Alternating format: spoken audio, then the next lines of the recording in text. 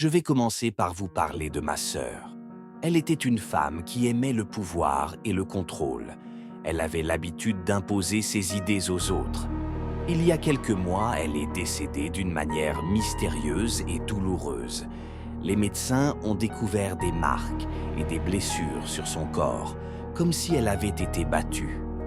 Pourtant, elle était seule dans sa chambre le jour de sa mort. Ma sœur avait une entreprise florissante. Elle n'avait jamais été à l'école ou à l'université. Tout a commencé après un voyage au Togo. Je ne sais pas comment elle a obtenu l'argent pour ce voyage, car nous étions dans une situation précaire. À son retour, elle était différente.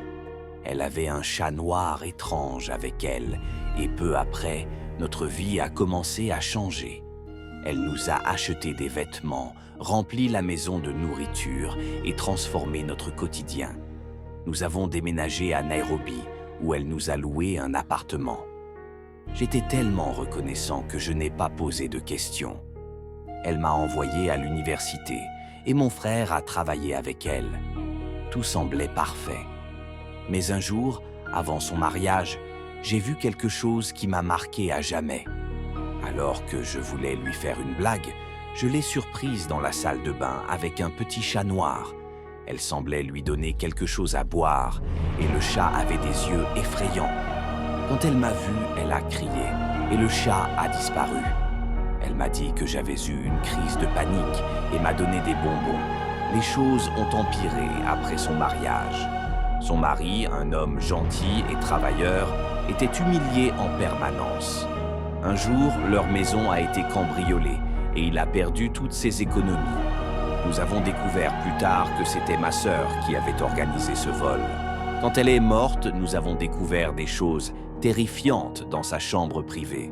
Des crânes humains, des tissus rouges et noirs, un serpent dans un coffre et un petit cercueil noir.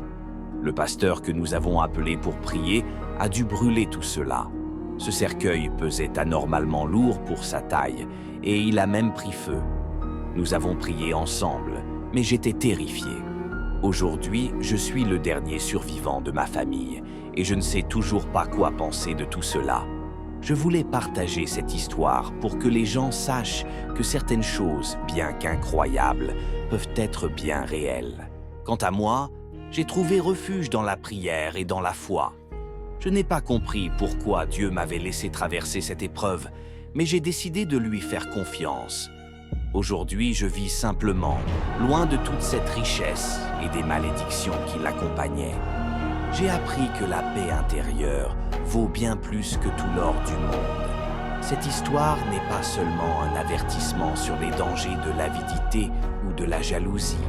C'est aussi un témoignage de la puissance de la foi et de la prière.